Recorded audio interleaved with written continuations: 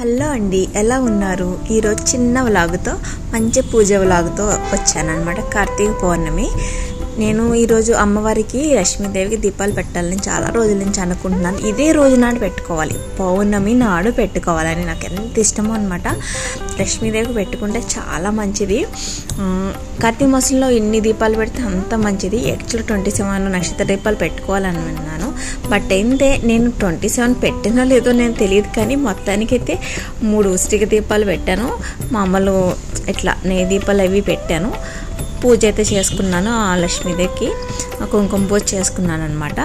సింపుల్గా అట్లా చేసుకున్నాను. 365 ఒత్తులతో కూడా నేను ఒక దీపం అయితే పెట్టానండి.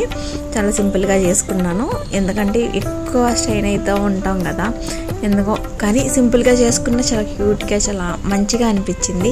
ఎన్నిసార్లు చూసినా చూడాలనిపిస్తూ ఉందన్నమాట. నేనైతే చాలా హ్యాపీ సింపుల్గానే చేసుకున్నాను. బట్ నాకైతే చాలా సాటిస్ఫైడ్గా అనిపించింది. జేజు వేసుకుని ముగ్గు వేసుకుని దీపాలు పెట్టుకోవాలి.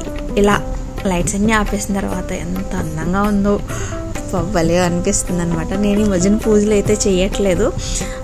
చాలా రోజుల తర్వాత ఇది ఫస్ట్ టైం అనమాట. నేను చేయగలిగే శక్తిని ఇవ్వాలని అమ్మవారిని కోరుకుంటూ ఇలా ప్రతి సంవత్సరం కూడా ఇలా పెట్టుకొని గ్రాండ్గా చేసుకోవాలని కోరుకుంటున్నానండి. అమ్మవారి ఆ శక్తి నాకు ఇవ్వాలని అనుకుంటున్నాను. Bye bye friends, thank you for watching. See you next vlog.